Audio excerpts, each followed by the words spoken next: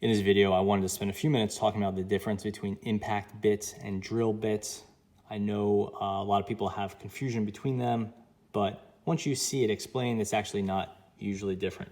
So here I have a couple impact bits. Here an example of one. This is a Milwaukee impact hex insert bit set, and this is the impact bit itself.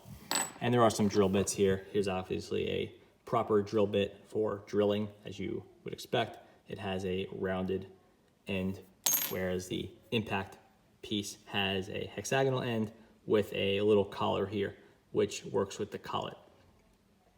Just to get into the sort of the basics, this is an impact drive. It has a collet here. This is a fixed hexagonal piece where something like this, a fixed hexagonal design, fits in, and there's a little sort of ball bearings in here, and as you pull this out, the ball bearings pulled out, and this piece can be removed. They kind of clamp on with right here. A lot of impact bits will have something that looks like this, where it's red or yellow or whatever, and that just has a little bit of flex built into it to prevent snapping or torquing the drill head too much.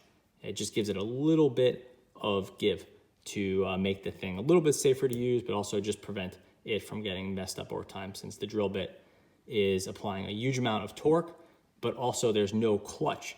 So it's not stopping itself. It's relying on you to stop it. Again, so that is an impact style bit. Again, main features are hexagonal shape instead of round, and usually some sort of torsion or flex piece built in. Here is a standard drill bit. You see, this one is a standard drill bit. You can see it would actually work with a hex drive or with a impact drive, but it will also fit into the chuck of a drill. You can see the chuck here. It has a collar like here, known as a chuck, and this piece will clamp down. So it could work with something that's slightly faceted like this drill bit, something that's round like this drill bit. Either one will work, and this piece goes in or out depending on if you're holding the clutch or not. So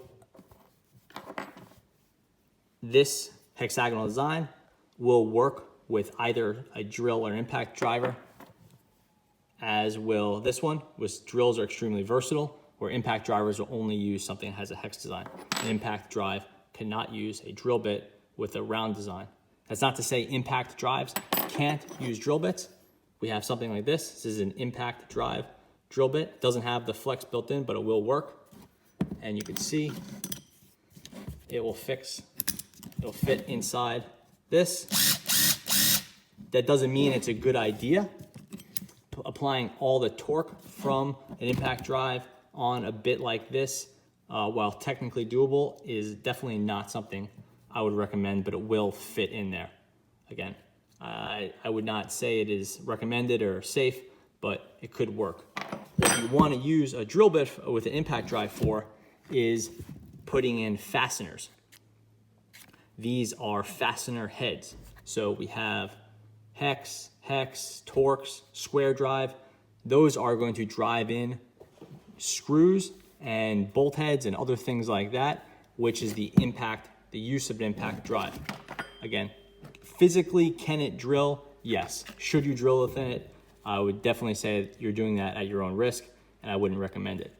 This is more of a popular impact drive set.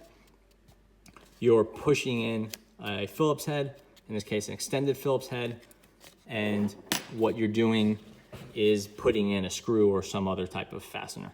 You can see this is sort of an impact specific set. These things do break over time, or you just lose them. Usually you lose them, and these things are really useful to have, which is why you buy 5. You can see that it uses a special alloy to put up with, special, quote unquote. Who's to say how special it is, but it's made to absorb from the shock. Here is that shock absorbing zone prevent snapping of the bit, and it has a CNC'd or machined tip. So, and that's just a standard feature of any high quality bit.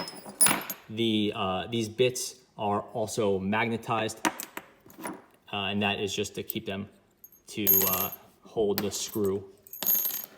If they're slightly magnetized, so it could hold the screw more easily. And that's just, again, another premium feature. It doesn't have to be like that. It's just like this is intended for driving in screws and similar components.